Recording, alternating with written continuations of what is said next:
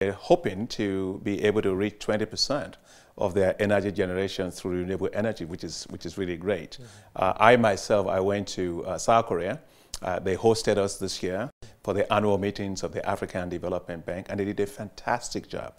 And I was able to see a lot of work that they are doing on renewable energy. So couldn't have chosen a better place. The Green Climate Fund is there, and you have a country that's very, very focused on making sure that it deals with the issue of climate. So congratulations to them. I think in particular for the private sector, I think looking for ways in which we can harness the power of private sector on innovations and finance for green climate finance would be the best thing to happen to our climate change agenda.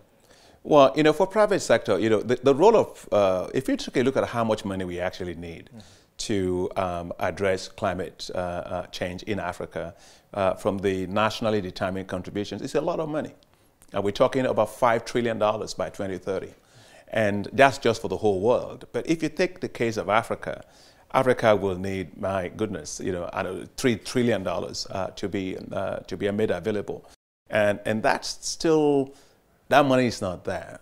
But if you look at what is it that Africa actually gets today, Africa gets roughly about maybe, no more than 4% of total global climate finance coming to the continent. It's only $12 billion.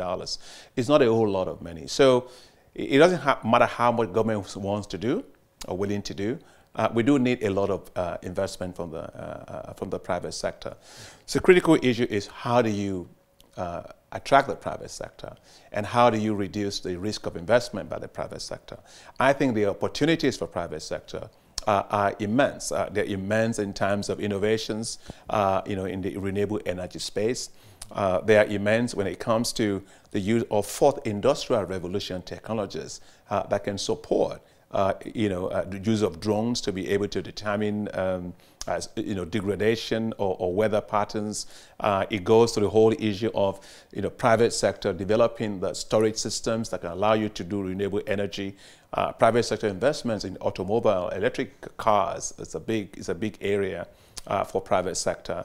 But there are also financial innovations that the private sector can bring, in particular in terms of insurance. How do you insure countries against the negative impacts of climate change? And how do you also ensure that as you support climate, that you are also using technologies that can allow you to increase energy efficiency? These are areas in which the private sector can play a big role. So I see huge opportunities for the private sector, and I'm glad that we're talking about that.